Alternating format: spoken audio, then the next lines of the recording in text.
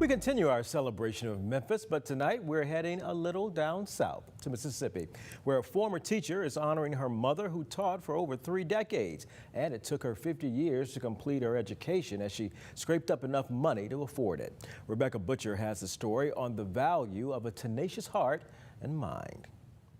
Well, if you attended Roosevelt Elementary here in Tunica County, chances are you'll likely remember Mrs. Roach, a teacher who wasn't just compassionate inside of the classroom, but also after that final bell rang. Now the road to completing her own educational journey is still inspiring people she influenced. Katie Fletcher Roach grew up in poverty, but didn't let her kids dwell on it.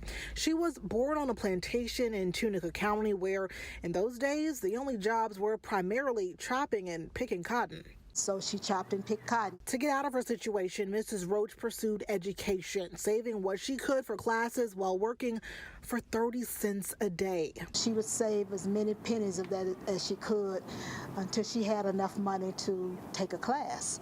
And in those days, she had to pay for high school and college. At age 13, her daughter, Miss Flo, was also inspired. One day I came home from chopping cotton and I was so tired, I was so hot, I was so dirty, I was so disgusted. So she used that opportunity as a teaching moment, asking, do you want to use education for a better future? The light bulb came on. I was like, education can do that?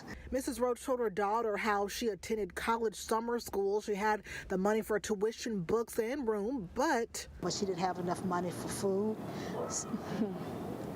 So she decided to take with her to school over at Russ College, to take with her a giant jar of peanut butter and a bag of crackers, and that's what she was going to live off the whole summer. She didn't give up and was the first in her family to graduate 8th grade, high school, and then at age 55, college. So Miss Flo knew she couldn't give up either. She served my generation. She served generations to come because I became a teacher.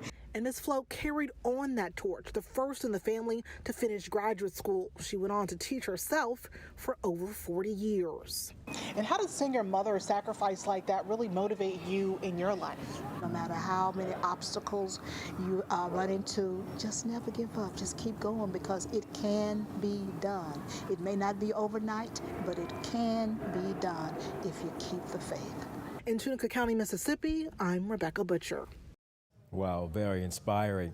Well, we love hearing from you. Who is a woman who is your inspiration to celebrate Women's History Month? Through March, CW30 will be sharing your stories of inspiring and pioneering women. All you have to do is text us her information at 901-321-7520. Once again, that number's right there on your screen, 901-321-7520.